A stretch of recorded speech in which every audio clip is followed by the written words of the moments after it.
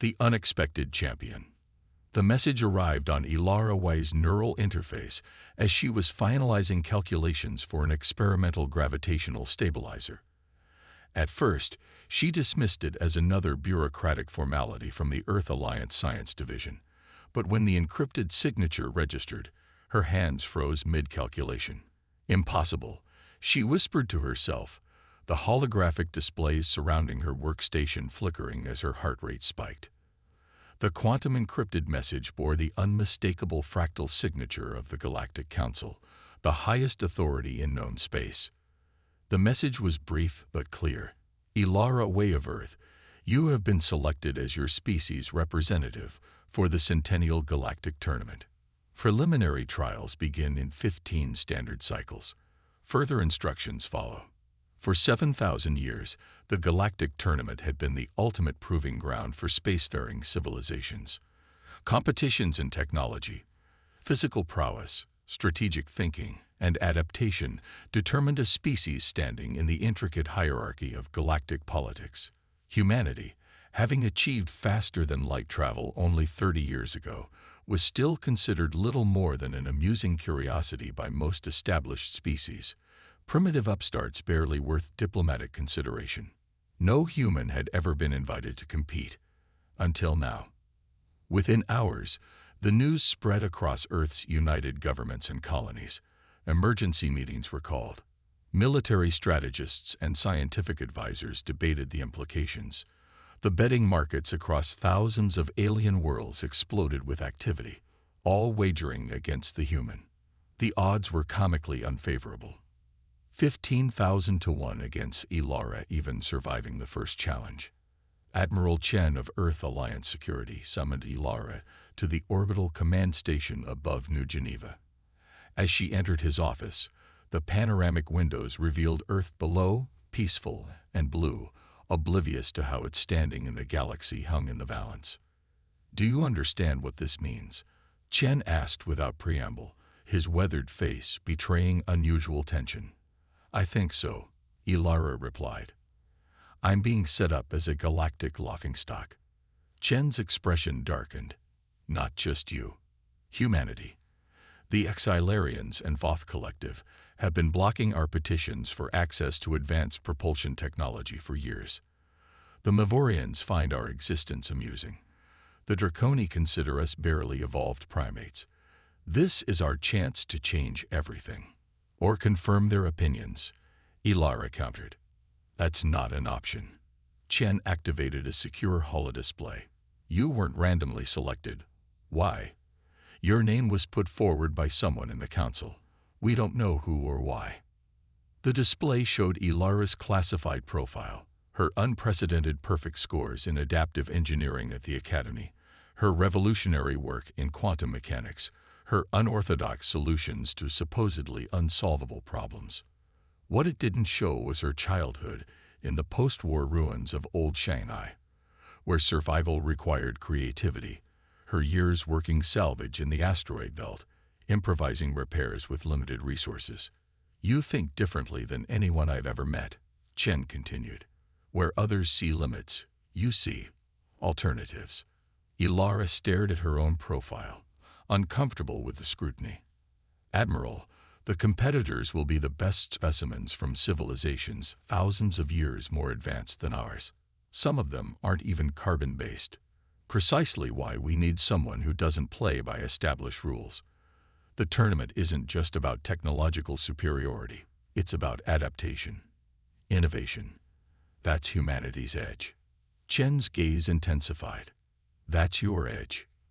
The journey to the tournament arena took 8 days aboard the fastest ship Earth could provide. Ilara spent every waking moment studying previous tournaments, analyzing the strategies of past champions, and familiarizing herself with her specially designed adaptive suit, the pinnacle of human engineering. The Corridix Arena existed in artificially stabilized space between galaxies, a neutral zone where gravitational constants could be manipulated for the various challenges. As Ilara's ship approached, she got her first glimpse of the competition. Massive crystalline vessels from the Silurian Empire. the organic-looking ships of the Mavorians that seemed to pulse with life, the geometrically perfect cubes of the quantum-aware Voth collective. And among them, Earth's ship, tiny, primitive, and seemingly insignificant. The reception area buzzed with representatives from over 50 advanced civilizations. Ilara felt their stares as she entered, some curious, most dismissive, a few openly hostile. The Exilarian representative, a towering crystalline being that refracted light in hypnotic patterns, approached her. The human competitor, it stated, its translator converting crystalline vibrations into standard galactic. Your presence here is unexpected. Ilara maintained her composure. I'm looking forward to the competition. The crystalline being emitted frequencies that her translator interpreted as laughter. Participation is itself an honor. No one expects you to progress beyond preliminary trials. Your species has barely mastered rudimentary quantum engineering. A hulking Draconi warrior joined them, its scaled hide bearing ceremonial scars denoting past victories. Your soft form would rupture under true gravitational stress, it rumbled. Perhaps the council invited you as entertainment. Ilara smiled thinly. Perhaps. The tournament officials, energy beings from the ancient Zulvari civilization, appeared as swirling vortices of light. They announced the first challenge without ceremony: quantum stabilization in fluctuating reality. The competitors were transported to individual chambers where the very fabric of reality became unstable. Fundamental forces, gravity, electromagnetism, strong and weak nuclear forces, began to shift unpredictably. The objective was simple: maintain physical integrity and stabilize a provided quantum core. For advanced species like Exilarians, with their crystalline technology that naturally adapted to quantum fluctuations, or the Voth collective with their hive mind processing power, this was difficult but manageable. For a human, it should have been impossible. The moment Ilara materialized in her chamber, her adaptive suit's sensors went haywire. Reality itself seemed to ripple around her as gravitational forces fluctuated wildly. A standard human would have been crushed or torn apart within seconds.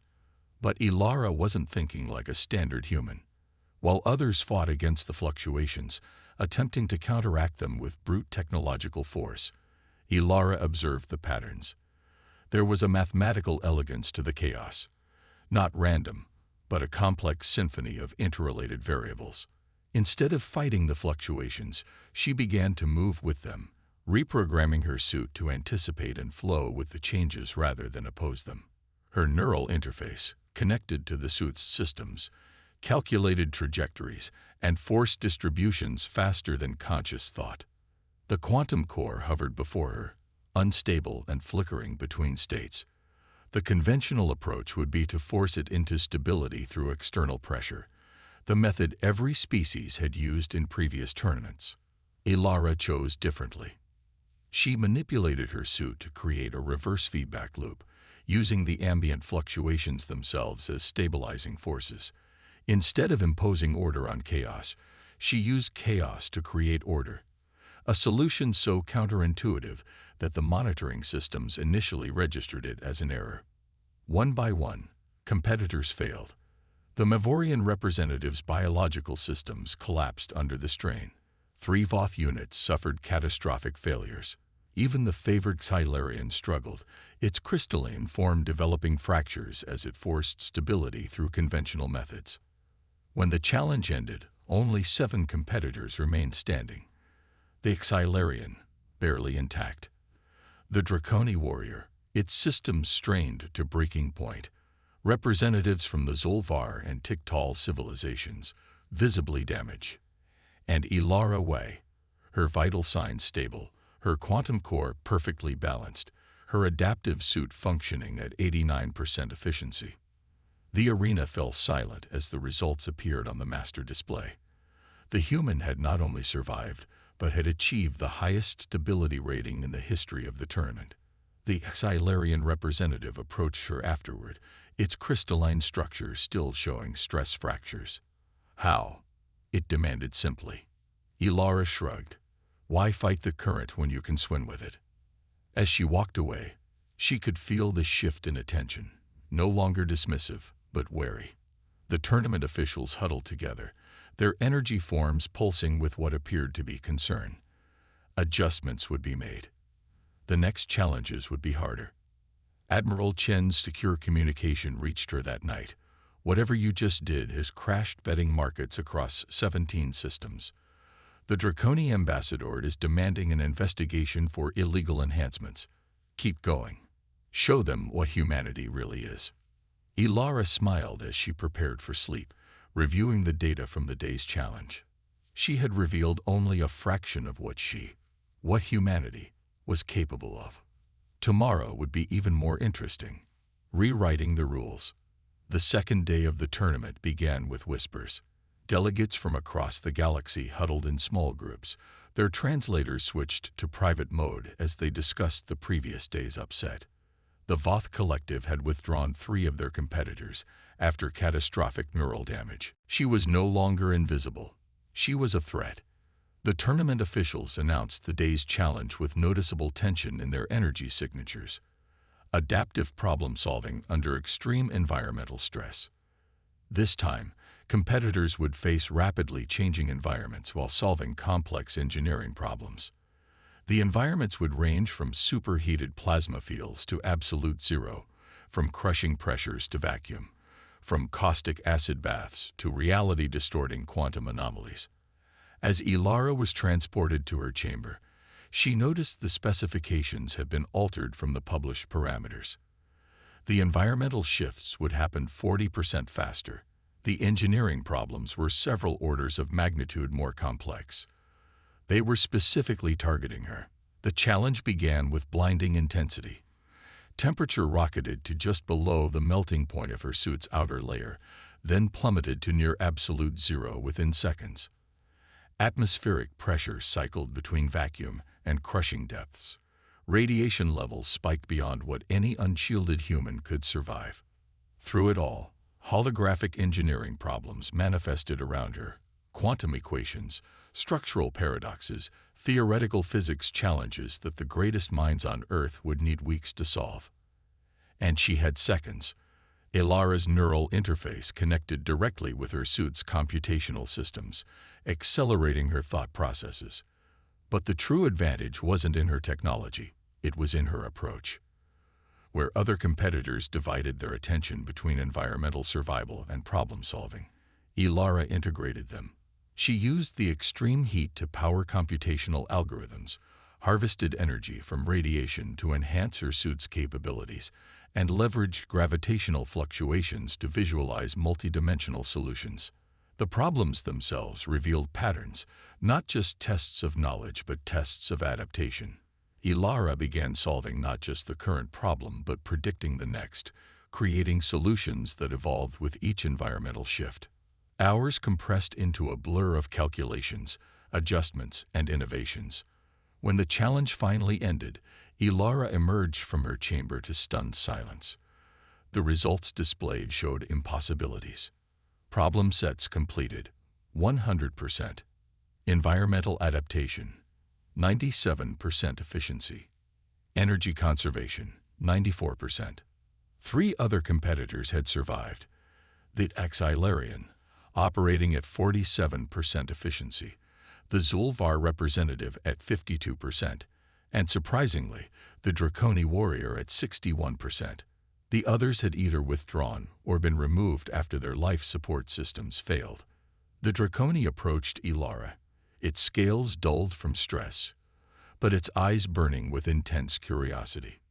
"Your species," it rumbled. "We have misjudged you." "It happens," Ilara replied simply.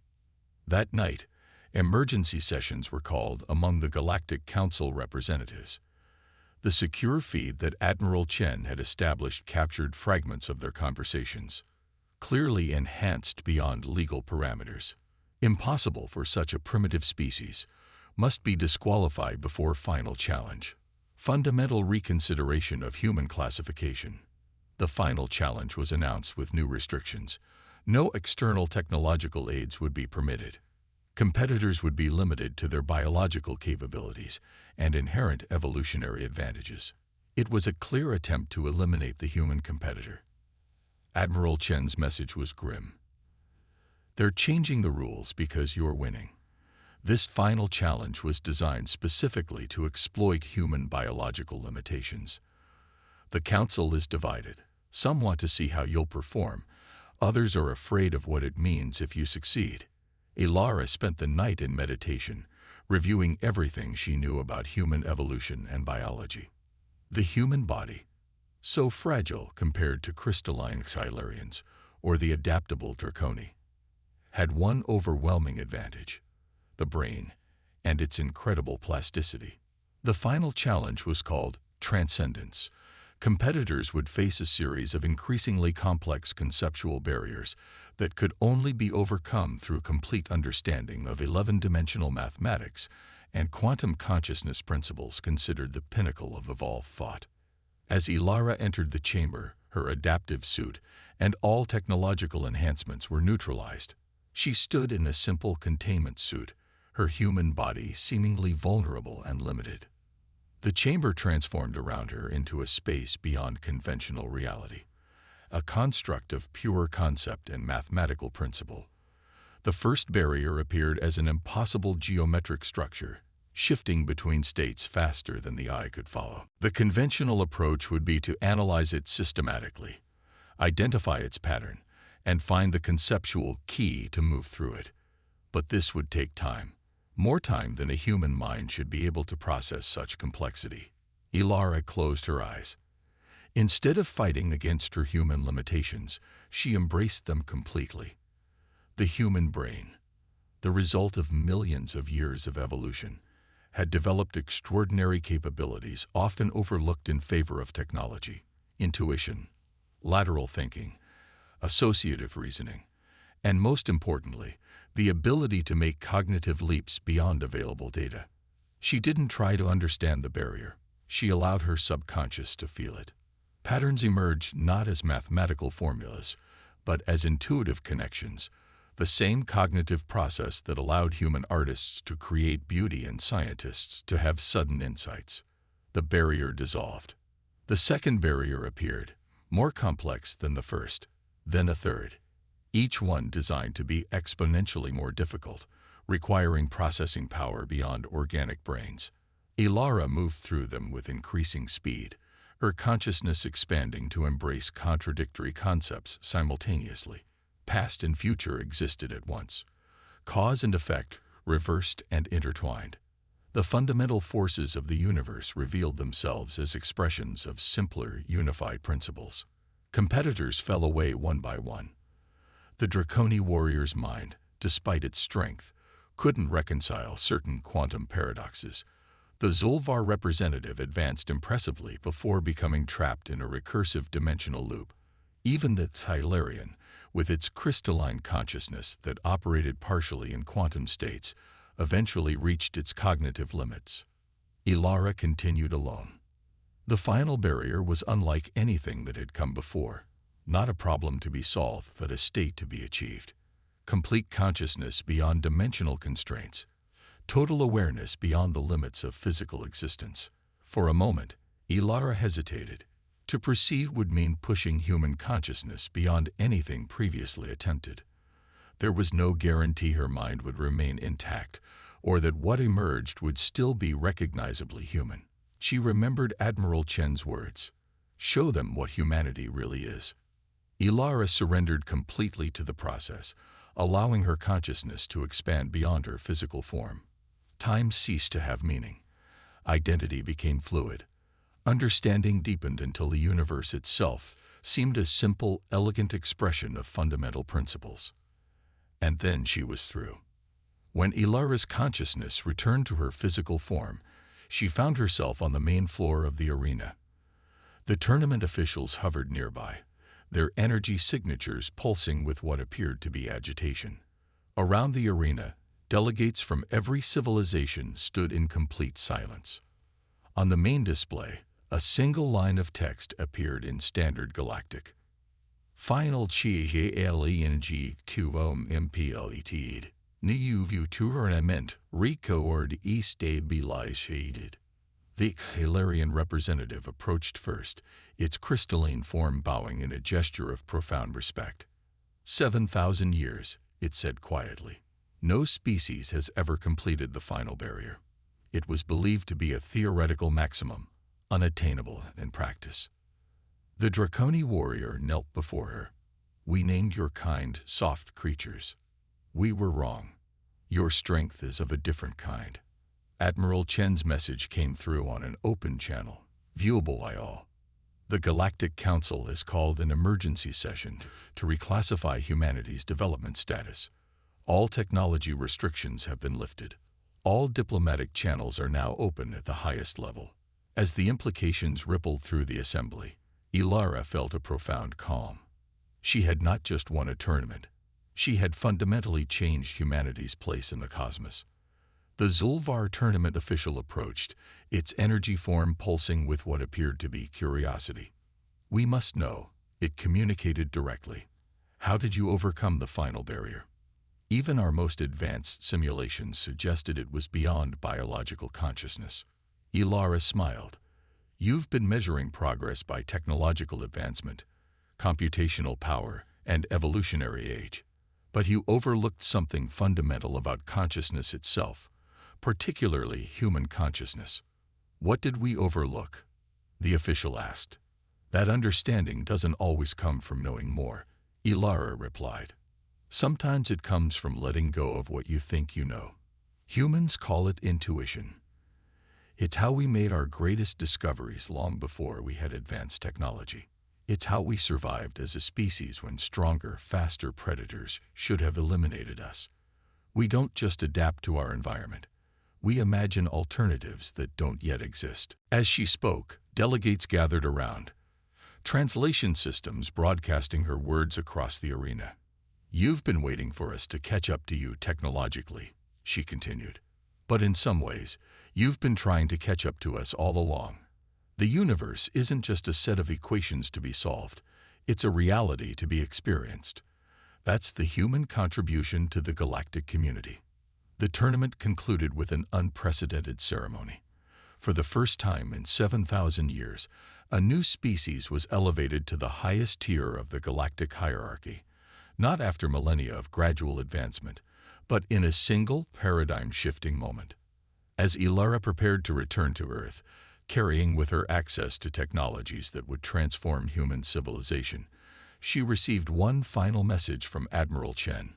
When they invited a human to their tournament, they thought they were getting a primitive curiosity. Instead, they got us. All of us. Everything that makes humanity what it is. They'll never underestimate us again. Ilara smiled. This wasn't an ending. It was barely even a beginning. Humanity's true journey among the stars was just getting started. And the galaxy would never be the same.